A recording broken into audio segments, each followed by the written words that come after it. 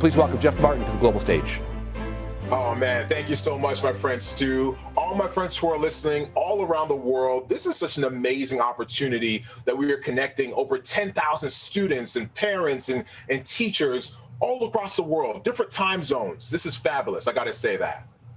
You know, a while ago, I had to rent a U-Haul truck because I had to move some boxes around. And when I rented this truck, I remember walking around the truck to make sure that it was okay and that it was in good shape. And I remember opening the back of the truck, and there was a bag in the back of the truck. And in this bag, there's a lot of moving tools. So if you need blankets to wrap around furniture and boxes and stuff, there's plastic wrap. All those things were all in this bag. And the bag is held shut by a plastic tag. And if you break the plastic tag, you are free to take anything you need, all the stuff you need out of that bag. But if you break that plastic tag, it costs you $25. So I checked out the vehicle and I saw the bag was in the back of the truck, but the bag was open. I was in a rush, so I didn't get a chance to tell the people at the U-Haul company that the bag was open. I took the truck, I went out, I did all the things I had to do, moved some boxes around. I returned the truck. I totally forgot about the empty bag in the back of the truck. I returned the keys. They said, Mr. Martin, was everything okay? I said, yeah, everything was absolutely okay with the vehicle. No problems at all. I said, nope, no problems at all. Thank you so much for your help. A few weeks later, I recognized that I had a charge on my credit card for $25. I saw that it was U-Haul, so I ended up calling them up and I said, what is up with this charge? They said, Mr. Martin, when you returned the truck, we noticed that the bag was empty. So you must have used all the items in the bag, which is fine, but we have to charge you for those items. I said, no. In fact, I totally forgot to tell you that the bag was empty when I got the truck. They said, Mr. Martin, I'm sorry to tell you, but all we know is that when you returned, we saw that the truck was empty or the bag was empty. And that means that we have to charge you for those items.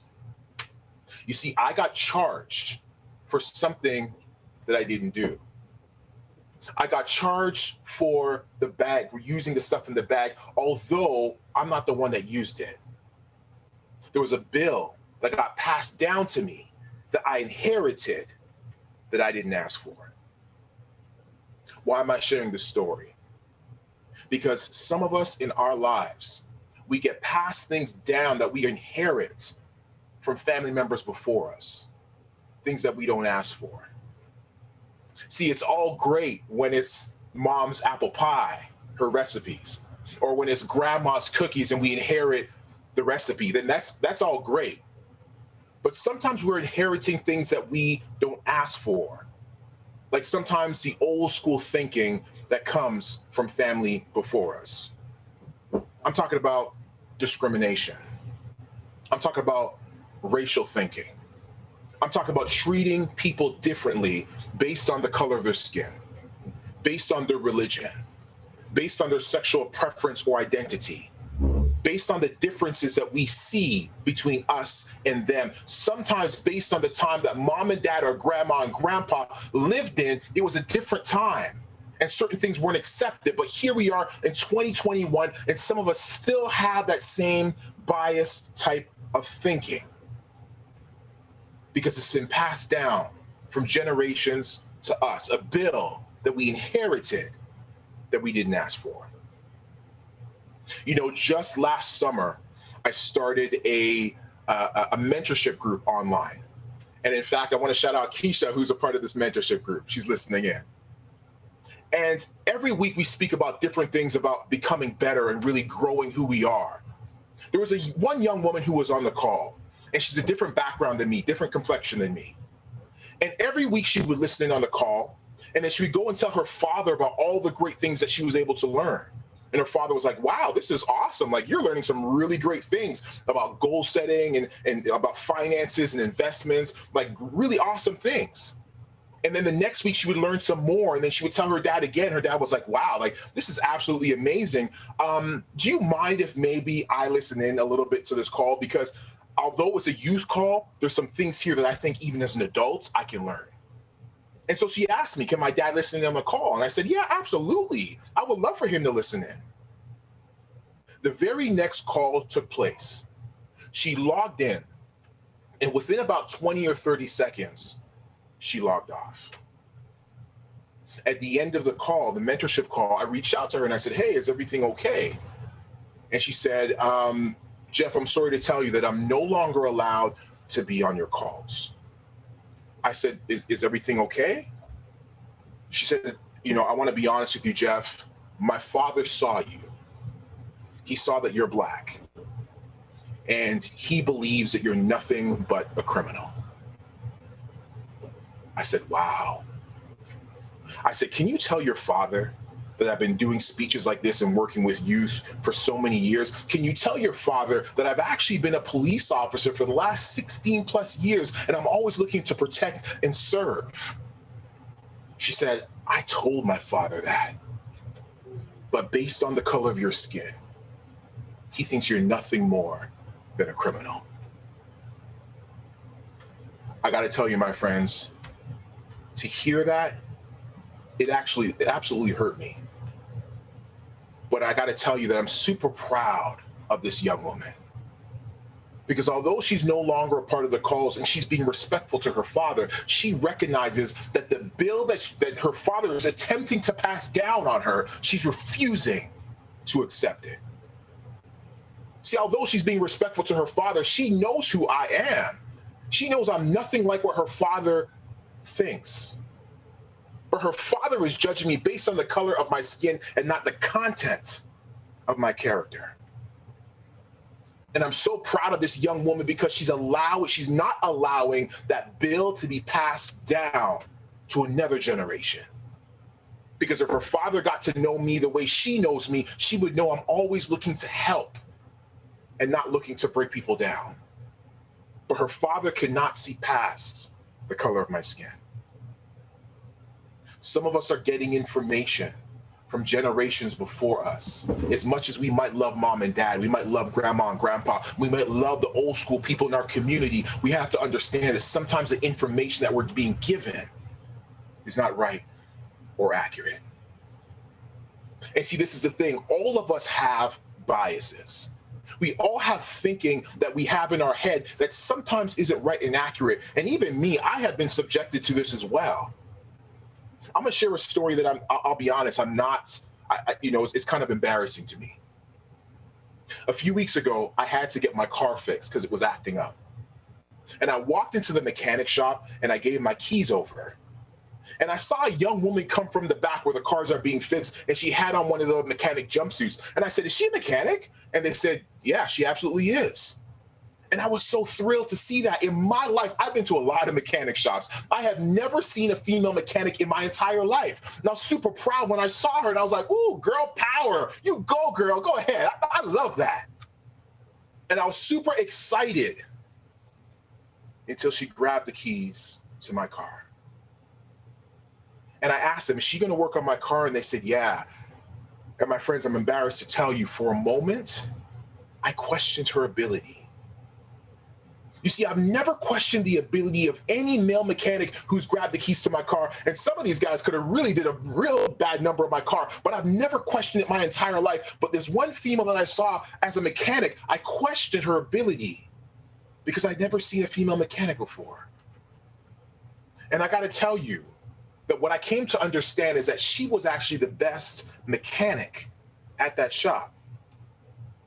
In fact, all of the other guys would come to her when they had questions about fixing vehicles. I allowed my biases to play into my thinking. It's important that we recognize that we are going to receive information about people, but oftentimes that information is not right or accurate. Where do we learn our biases from? Studies show that our biases, the things that we've learned growing up, oftentimes they come from three major places. They come from media, they come from cultural conditioning, and they come from family influences. Let's talk about media for a second. You know, studies have been done by the University of Toronto, by UCLA, and the University of Southern California. And these schools took commercials, they took the TV shows that we watch, and they take the movies, the big blockbuster hits, and they broke down all the characters. And what they found was that oftentimes the Caucasian characters or the white characters were oftentimes shown to have a high socioeconomic status and a nuclear family. So oftentimes they were shown to have a husband and wife, children, a picket fence, and probably a dog. And what these same studies showed was that people that were Black were shown to have a lower socioeconomic status and less associated to a nuclear family, meaning that oftentimes you would see a single mom and children. What the study also showed was that the characters that were played by people of different backgrounds, those roles were oftentimes stereotypical. I think most of us have seen the TV show The Simpsons. And we all know the person who works at the Quickie Mart. His name is Hapu. Hapu is Indian. And these are the stereotypes that continue to be shown to us through the media. But we have to know that none of the groups that are represented in these studies actually who we are as people. People from all backgrounds can be a couple or can be single with children. People from all backgrounds can drive taxis or work in a convenience store. But the information that we're always being fed by the media is something we buy into, and oftentimes that information is not correct. That was media. Let's speak about cultural conditioning. All of us are in a culture. Your school is a culture. Your community is a culture. The church you might go to is a culture. Your city has a culture. Our culture is going to be different in every other city. Canadian culture is different in the United States and all around the world. Our culture is always going to be different. But again, just because we learn something from our culture, it doesn't make it right. Let me show you what I'm talking about. See, a number of years ago, I went to visit my aunt in the UK. It was almost like Fresh Prince of Bel-Air, but it was like Fresh Prince of the UK, right? And so when I go out there, I'm super excited to see all my cousins, and I'm meeting a lot of them for the first time. So all of them want pictures with me. And as I'm taking these pictures, I'm giving them the sideways peace sign, like, hey, like me and my friends, that's what we would do back then. Like we thought we were cool, you know what I'm saying? So we give the sideways peace sign. And my cousins would look at me strangely. And I would keep doing it every time they took a picture. And then one of my cousins came to me, she said, Jeff, what is your problem? I said, what are you talking about? She said, why do you keep doing this? I said, that's my cool sideways peace sign. She said, Jeff, do you know that's actually a swear word? I was like, say what? So what I came to understand is just like in North America, if you stick your middle finger up, that's a swear word. But in the UK, when you put your fingers to the side, that's also a swear word as well. And so I had to quickly change from the cool peace sign to the regular peace sign, so I wasn't offending anybody. I share that because, again, it's very important for us to understand that just because we learn something, it doesn't make it right or accurate. And just because we learn something about people's culture, about people's religions, about their sexual preferences and orientation, it doesn't make it right, doesn't make our thinking accurate. And let's speak about family influences. You know, I shared this story about the young woman and what her father thought about me because of the color of my skin. And I know oftentimes when I share that story, there's a bit of a shock factor because people are like, wow, I can't believe he thought that way. I would never think that way. And I hope that is true. But my question to you is this, and really you can only answer this question truthfully to yourself. Because we know the information that we've learned growing up, whether it be from mom and dad, whether it be from grandma and grandpa, whether it be from somebody in our background and our culture. We know the information that we learned. But let me ask you this. If you were walking down the street and you turn the corner and you run into 4 black guys, what's the first thought you're going to have? Or you're walking down the street and you run into a same-sex couple holding hands. What's your first thought? Or again, you're walking down the street and you run into a number of women who are wearing hijabs. What's your first thought? I ask you these questions not for you to answer out loud. I ask you these questions because I think it's so important for us to look at ourselves, to ask ourselves these questions that we really need to answer, because for us to recognize our biases, we have to be clear on our thinking. We have to be clear to say, you know what, I know I learned this information from mom and from dad growing up, or from grandma and grandpa, but you know what, we are in 2021 and that thinking is out of date. And although I love grandma and grandpa to death, it doesn't mean I don't love them anymore. But I have to understand that the way they think is not the way we should be thinking as a world. It's important that we look at ourselves and we ask ourselves these questions while we go forward. See, one of the things I really want to share before I close is love. Because we live in a world where there's so much hate.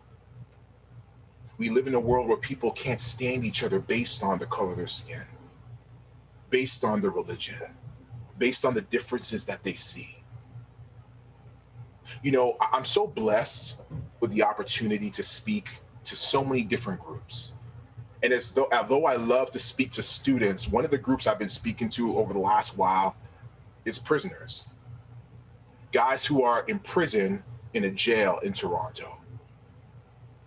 And one of the questions I always ask them, there's one specific group, and I asked them this question. I said, when was the last time you heard the words, "I love you"? And they stayed quiet for a while. And after about 30 seconds, one of the guys was brave enough to stand up and he said, "It's been about a year." And I was like, wow. No one has told you the words, "I love you" in almost a year. And then I said to him, let me ask all of you this. When was the last time you said, "I love you" to yourself? And again, they sat quiet. And then eventually the same guy stood up and he said, I gotta say, I've never said that to myself. So at that moment, I stopped my presentation with them. And I said something to them that I'm going to say directly to you right now. I want you to know right now, as you were listening to my voice, I want you to know that I love you. And I know you're probably thinking, Jeff, you don't even know me. Like, how do you love me? But you have to understand that we live in a world where people are so quick to hate. There are people out there who hate me for the color of my skin. There are people out there who hate you based on where you live. People hate you based on your faith thoughts. And so because we can be, as human beings, so quick to hate, then I think it's really important that we be quick to love. And so I love you because you are going to do amazing things in this world. I love you because you have the opportunity to really change this world around into what it needs to be. I love you because I know that you're going to create or invent something that's really going to change the world on its axis, that everybody, including my family and generations to come, can benefit from, because you decided to step out there and be the best version of you. That's why I love you. Again, we live in a world that we are surrounded by hate. So it's so important to love. And we start by loving who we are. Because if we love who we are, we can teach others how to love us. And if I love who I am, then I can now give love to other people as well. And I'm not judging them based on the color of their skin. I'm not judging them based on their sexual orientation. I'm not judging them at all. I'm looking at them as a human being who simply wants to be happy in life. Because isn't that what life is about? Just simply trying to find our own happiness. When I learn to love myself, that I can refuse the bills that are being passed down from generations before me, and I can use my own conscious thinking to move forward and to treat everybody as fairly as they need to be treated. Whatever you do, as much as we love the generations before us, be careful about the bills that are being passed down to you, because some of those bills are going to become overdue, and you don't want to be the one that's left with these bills. My friends, thank you so much for your time. I really appreciate you having me, and I hope you have an amazing rest of your day.